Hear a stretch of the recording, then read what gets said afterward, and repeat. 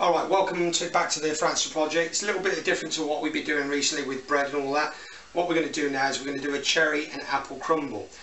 We picked a load of cherries, as you can see. We've been out foraging in the country with my best mate Scott Reed, who you will see on his YouTube channel is the Scott Reed project. He's the man that does all the fish and the meat.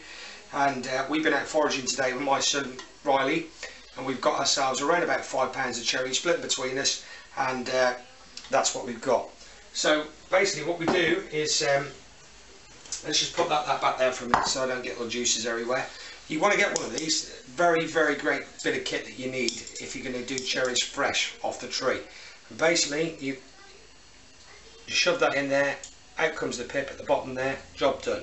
And then you throw it in the dish. You'll notice that I've just thrown that in the dish there, and I'm going to give you the dish now that we've actually pipped. Now you'll have to excuse the dish, but this is a working kitchen, so we work with all our pots and pans there, and we're ready to go for it. So what we're going to do now is we're going to get some apples on top of that, and we're going to do ourselves a nice cherry and apple crumble, and we'll come back to you very shortly.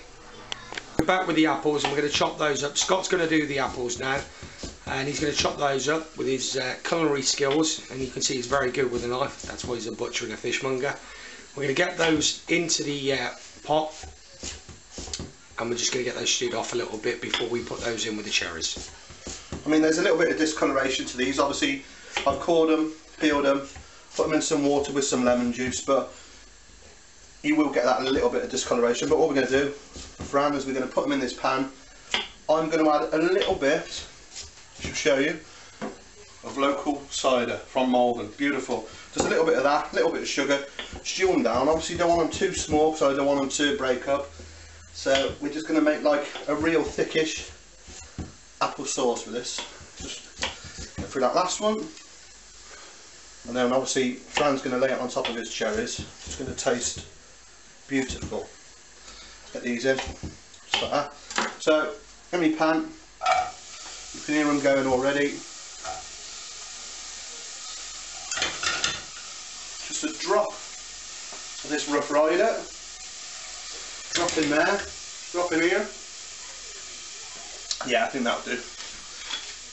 And I'm just going to sprinkle only a bit of sugar in there. I don't want them to break down, so I'm going to turn the heat down, put the lid on, give them 10 minutes, and we'll come back and check them out.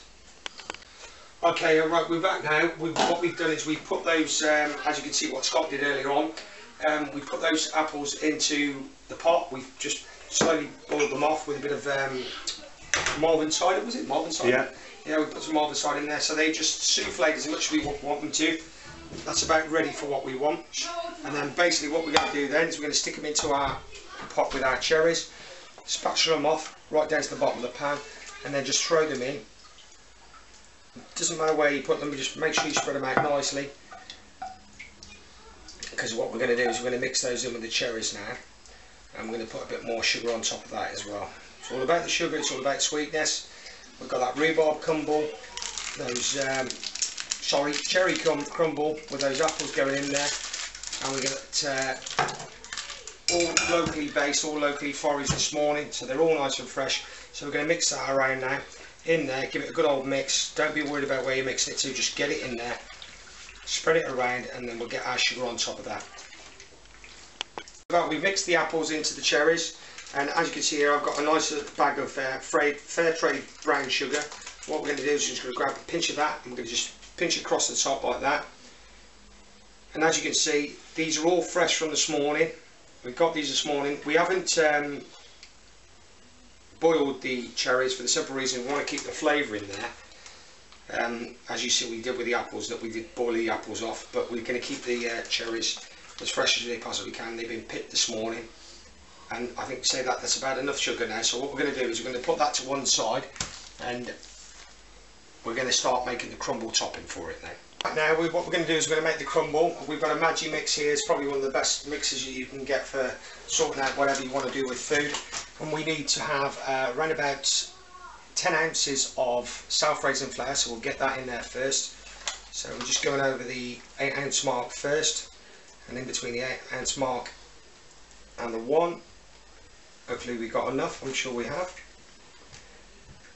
And that's about right. And what we do, just shove that straight into our Magimixer. Let's get that out of the way straight away. Oh, a little bit gone off to the sides, we're not worried about that. Okay, and then what we do now is we need to get our sugar sorted out. And we need 12 ounces of sugar. We've got this fair trade sugar, which is beautiful. Bit lumpy, but not a problem because it's going to go in the mixer anyway. So we'll just force that the way out the bag. Let's get it out there. It's coming, it's coming. Let's just rip a bit more off.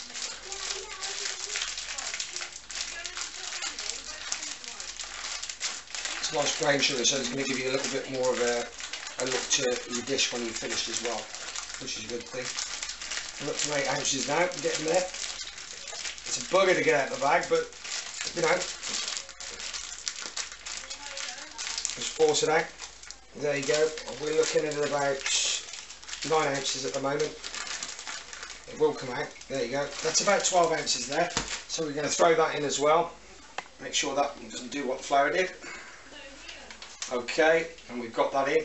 Now, believe it or not, 250 grams worth of butter. That's what it works out at, because 8 ounces works out just around 250 grams of butter. Unsalted butter.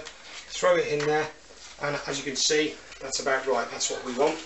So what we're going to do then is we're going to throw that in there as well, along with everything else we've got. Just push it down there, and then let me give my hands a little wipe here. Okay, so it's all in there now, so what we're going to do is we're going to just whack the lid on there and we're going to fully blitz it down. It's going to take a bit of time to start off. You can see now that's starting to go now. We're going to turn that into like a breadcrumb mixture. That's what you're looking for, is that kind of breadcrumb texture. We're going to leave that on there for about 5 minutes now until it's nice and fine, and then we're going to lay that on top of our cherries and our apple. We've moved our Magimix out of the way. We've got our breadcrumb mixture there. What you need to do is just get the lumps out of it, just pick it up and spread it around all your cherries and your apple mixture there. Just get it in, get all the crumbs out, get all the lumps out there like that. Just pick it up. Anything you see that's lumpy, just pick it up and then spread it around the mixture. There you go. And look at that. That's going to look great when it's finished. Okay, there we've got it then. We've got our crumble mixture on the top. We've got our cherries in there, we've got our apples in there, got the oven on at gas mark 5. What we're going to do is stick that in the middle of the oven. We're going to leave it in there for around about 40 minutes. Just whack it in there. Oven's preheated. Leave them in there. We're going to check it after 40 minutes. Probably leave it in there for an hour and we'll see how it comes out. We'll be back with you shortly. It's been in the oven for around about 50 minutes. We did say 40 minutes beforehand, but we left it in for 50 minutes because this is a big dish. As you can see, that's just bubbling nicely. You can see the cherries just bubbling out there. Beautiful. That's done just the way we want it to do. So what we're going to do now is we're going to just chop a little bit out there like so. Nice and soft. That's what you want. I'm going to chop it all the way along because I'm going to go back to that later, but I'll chop that in half there like so. And then we're going to dig underneath there and pick that up and stick that on. There you go. And that's what you got. You've got your cherry and apple crumble. There's your money shot. Fran's just made that. I'm going to dive in. I've got the asbestos stomach. That lovely crispy crumble. Them cherries. Get on there, boy. Look at that. Here we go. Give it a blow.